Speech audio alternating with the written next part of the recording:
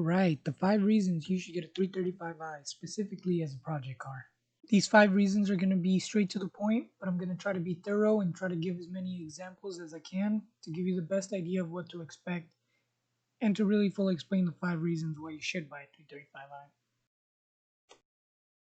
Reason number 1 is going to be pricing.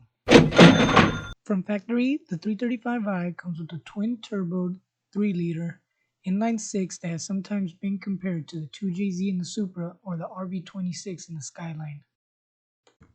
That being said, you can purchase this car for under $10,000, which is a great starting point for a project car.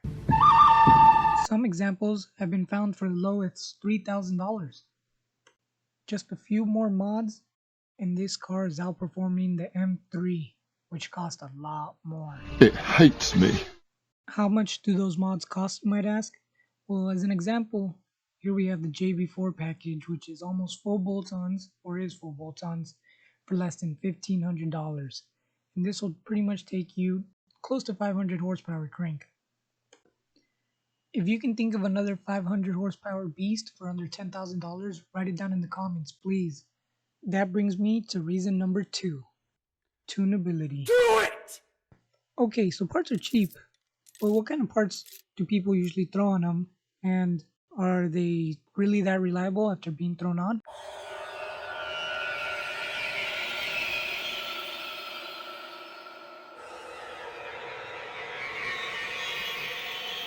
First, we'll start off with intakes, which claim to give you 15 horsepower to the crank for about $100. Add another $400 and you get the charge pipe and the blow-off valve for added security of higher boost and for the really cool whoosh noise.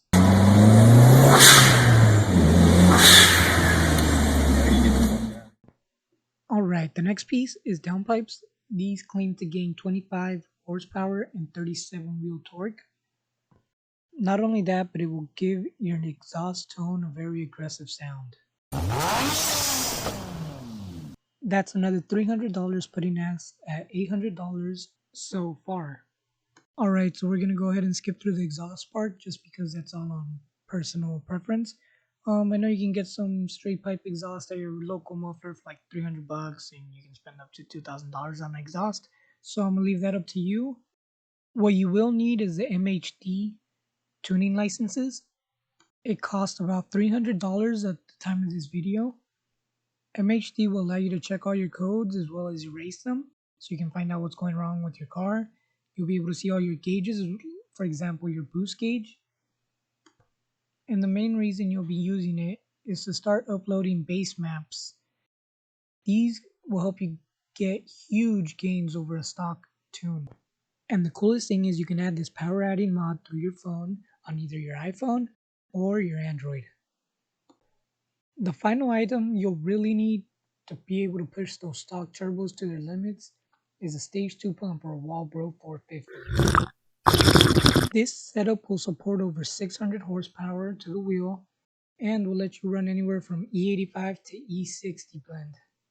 I know I said final, but I might have missed one of the most important ones, the intercooler. For about $325, you can gain up to 25 wheel horsepower and 27 wheel torque, and this part really cools down the wind coming in from those turbos. Alright, so we got all our simple bolt-ons on, and we're pushing our turbos to the full potential. How much are we really making, and will it last? Nope, they're not. One example with these exact mods put down 448 wheel horsepower and 501 wheel torque, SAE corrected. Some people have continued to push the stock turbos well over 500 into the 600s, even though they have been shown to have a short lifespan. It's not unheard of the motor itself to be able to take more than 200,000 miles even after being full bolt-ons, pushing well over 500. Alright, reason number 3, its sleeper attributes. Boy! One example of this is you could debadge your car and throw a 328i badge on it, and then change your dual exhaust tips into a single exhaust tip, and that would really throw people off. Imagine trying to run a 328i and run into a 500 horsepower 335i, it's gonna be a bad day. Also, when the cop's watching you speed by from the side of the road, he's not thinking race car. He's thinking high school girl's first car. Is that a bad thing? I don't know. I'll let you be the judge. But let us know what you think below. That brings us to reason number 4. It's street car amenities. What do I mean by that? The leather comes in many different colors and with amenities like navigation system, heated seats, air conditioning. This is a pretty rad car to fix up. Not only that, but some models come equipped with a 6-speed manual transmission as well as a sedan version, which makes it one of the few modern day sleeper sedans that you can actually make some power with. Some examples being a CTSV or a Mitsubishi Evolution, but there's not very many. The Subaru, maybe, for another example. But yeah, it's safe to say it's a great street package. Reason number 5, and the last reason, is its ease to work on. With modern technology and apps like the MHD or iCarly, this car is super easy to diagnose when something is going wrong because something will go wrong. Not just that, but the motor itself has a huge fan base and there's a ton of groups on Facebook as well as forums. So for the average Joe, there will be more than enough information for any project you're trying to tackle. And countless examples of other YouTubers taking these things apart in their garage. For example, Budget Beamers inspired me to put a single turbo on mine.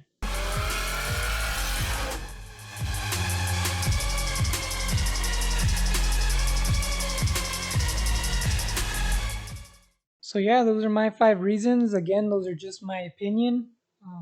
Let me know what you think below. And yeah, or if I missed anything. One thing I did miss for sure is that the 135i is really similar to the 335i, it's just a little bit smaller and lighter, but definitely something to look into if you're looking for that race car, quotation marks. Thanks for tuning in. Don't forget to like and subscribe, and I'll see you guys next time.